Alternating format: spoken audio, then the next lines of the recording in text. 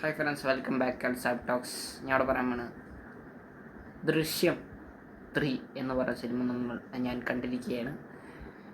ഇതൊരു ഗംഭീര സിനിമയാണ് തന്നെ പറയാം. കാരണം ഇതിൽ 2ഉം 1ഉം വരുമ്പോൾ 1 ശരിക്കും പറഞ്ഞാൽ ട്വിസ്റ്റ്, ഒരൊറ്റ ട്വിസ്റ്റേ ഉള്ളൂ. പക്ഷേ സെക്കൻഡിൽ കുറച്ച് ട്വിസ്റ്റ് ഉണ്ടായിരുന്നു. പക്ഷെ 3യിൽ അധികം കുറച്ചും കൂടി ട്വിസ്റ്റുകൾ ഇങ്ങനെ വരികയായിരുന്നു. പിന്നെ ജോർജ് കുട്ടായി അഭിനയിച്ച ലാലേട്ടനാണ് കലക്കിൻ്റെ. എല്ലാവരും നല്ല അഭിനയിച്ചിട്ടുണ്ട്. മീനാണെങ്കിൽ അഭിനയിച്ചിട്ടുണ്ട്. പിന്നെ അൻസിബ നന്നായിട്ടുണ്ട്. എസ്തർ നന്നായിട്ടുണ്ട്. പിന്നെ എല്ലാവരും സിദ്ദീഖും മുരളിഗോപിയും ഒക്കെ നന്നായിട്ടുണ്ട്. സിനിമ തുടങ്ങി ഇതൊരു 3 മണിക്കൂർ ഡ്യൂറേഷൻ ഉണ്ട് ഈ പടത്തിന്.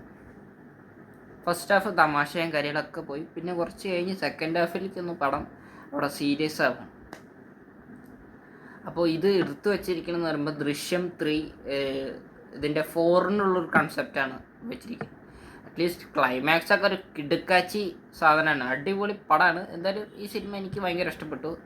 അപ്പോൾ ഇനി 4-നുള്ള എലമെൻ്റാണ് ഇവിടെ എടുത്തു വെച്ചിരിക്കുന്നത്. അപ്പോൾ ഇനി 4 ഇനി വരും. അപ്പോൾ എന്നൊരു പ്രതീക്ഷയുണ്ട്.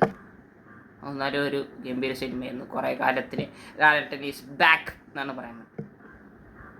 അപ്പോൾ കുറച്ച് പേരൊക്കെ പറഞ്ഞത് ഈ പടം ഫ്ലാറ്റാണ്. ഇത് ഫ്ലാറ്റല്ല, ഇത് കഴിഞ്ഞ നല്ലൊരു സിനിമയാണ്. സീരിയൽ പോലെ ആണെന്നൊക്കെ പറഞ്ഞു. പക്ഷേ സീരിയൽ പോലത്തെ പടമല്ല അത്.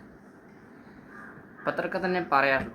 അപ്പോൾ വീഡിയോ ഇഷ്ടപ്പെട്ട ലൈക്ക് ചെയ്യുക, സബ്സ്ക്രൈബ് ചെയ്യുക. മറ്റൊരു വീഡിയോ കാണാം. അതൊരിക്കും. Till then good by.